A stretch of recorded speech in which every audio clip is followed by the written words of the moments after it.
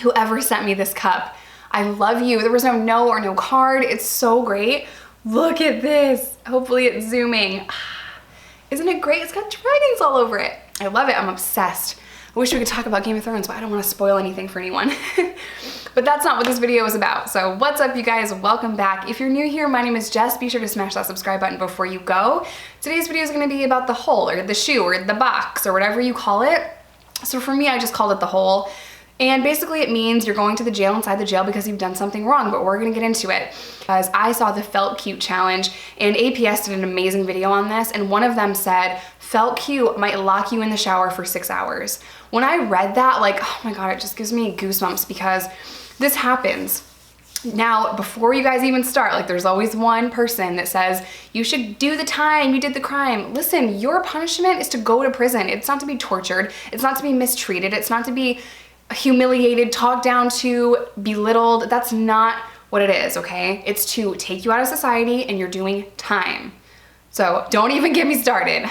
Okay, so before we get into it, please just go into this video with an open heart and open mind, and do know that I took responsibility for my actions, and that's why I went to prison. I'm not glorifying prison. I'm not saying go to prison. I'm just trying to shed light on my experiences and everything I went through. So with that being said, let's get right into it. Now, I have not done years and years in seg. I know someone that's done a couple of years in seg. That was not me. I've done 60 days, 90 days, 30 days, 15 days in seg. And in county, I was 23-1 all the time. Like they just locked me in my cell all the time because I was getting contraband a lot. So I was triggered when I read Felt Cute Challenge might lock you in the shower for 6 hours because those cops talk like that. I read that little like caption and I just thought, man, like that's literally how they talk to you. They talk down to you, they talk like smugly to you, and they just say horrible things. And I can't even like describe it. You'd have to hear it, but like once you hear it, you can't unhear something, right? So like those memories are just in there, and when I read something like that, it triggers me and sends me back to such a dark place.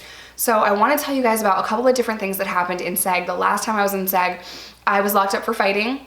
I had to do 60 days on top of the 20 days that it took to transfer me from a medium security prison back to a maximum security prison. I got kicked out of that prison basically for fighting, and I had a really hard go of it. So I was locked up and there was probably 60 cells in this unit and they were full.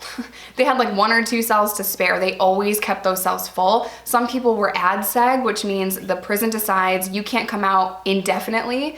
And there's reasons behind that. I was punitive segregation, which means I got in trouble and I'm locked up. So seg is really loud, it's really crazy, it's really dark, and people are screaming and they're yelling and they're banging on the doors because they're mad. You're treating human beings like animals, they're mad.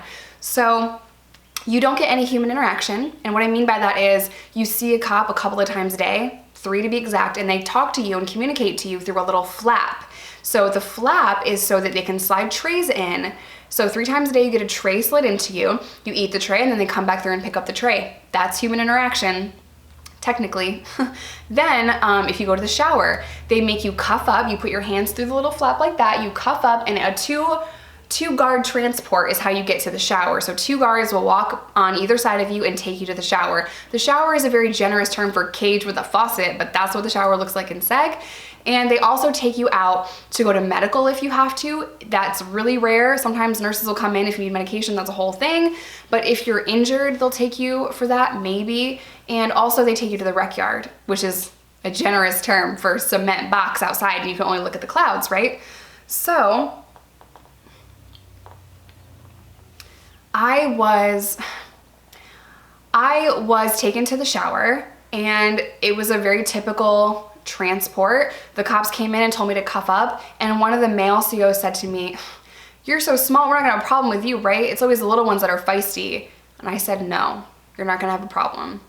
You know, and he's like, "Well, even if you did give me a problem, it wouldn't take much to take you down." Just talking crap to me, like, I'm little, I get it, move on, take me to the shower. I was already annoyed, you know, because they woke me up to take me to the shower. They took me to the shower right after lunch chow, so they take me down. You have to like not take anything with you that you can't carry, so you have to put soap in your pants, like I can't even show you guys. I'm wearing pajamas, like right here, right? And then you have to put the towel over your shoulder and you cuff up. That's how you take your stuff to the shower. In SEG, they don't let you take shampoo, conditioner, exfoliating things, body wash. No, not that you have exfoliator in prison, but whatever. You see what I'm saying? It's not like a regular shower. They take you down to the shower. It's a cage and they put you in, has a flap, you uncuff, and then you can shower. There's a shower curtain. I don't even know what tall people did, but there's a shower curtain kind of like to here. And you would shower and it's kind of in the middle of the pod, and that was kind of embarrassing, but well, off to the side, but you could like still totally see. So I took my shower with my little bar of soap and I got dressed and I'm just kind of standing on the cage. Now the cops had a desk in the middle of the unit and they were just sitting down talking. There's nothing going on except the screaming and the yelling, and there is no chow to pass out, so they don't really have anything to do technically. And I said, I'm done. No, do not say that. Do not tell them that you're done. Don't tell them that they have to do their job. Don't ask them. Don't even look at them. Like, I swear. So that same cop, the male CO that was talking crap to me when he was transporting me down to the shower, he looked at me a little bit and kind of smirked, and then he turned his back to me and was just completely ignoring me. Now I'm in a tiny little cage. I can't sit down because it's dirty. I have to just stand there and wait. Well, I'm kind of pacing back and forth. I'm getting anxious. I'm like trapped in this cage. Like, it's just driving me nuts. And when you don't know when you're gonna be able to leave somewhere, it just messes with your mind. I couldn't see what time it was. So I said I took the shower right after lunch chow. They did not take me out of that shower until dinner tray chow cart was there. So once the porter for the kitchen walked in with all of these trays, it's like a steel box and it has all the trays for the unit. She walks in, she's like, oh, what's up, New York? And I'm like, I've been standing here forever. And I'm like, what time is it? And she told me, and I had been standing there for 4.5 hours, just standing up in the shower when the guards are not doing anything, nothing. They didn't even do rounds to make sure everyone was okay, which I will get into in a second. Finally, they decide, I guess I have to eat now. I guess they have to take me out of the shower. So 4.5 hours, you guys, I'm just stuck in this freaking cage, and my anxiety was crazy because I didn't know when I was leaving. I didn't know what they were gonna do. They could have totally just pushed me down the stairs or beat me up and no one would have cared. No one would have known. It's crazy. So I go up to my cell and I get my tray. It's cold and I try to eat, but I was just having like a little like panic attack, and I can't even describe it, but I just hated being in that little cage. Like, it just did something to me mentally.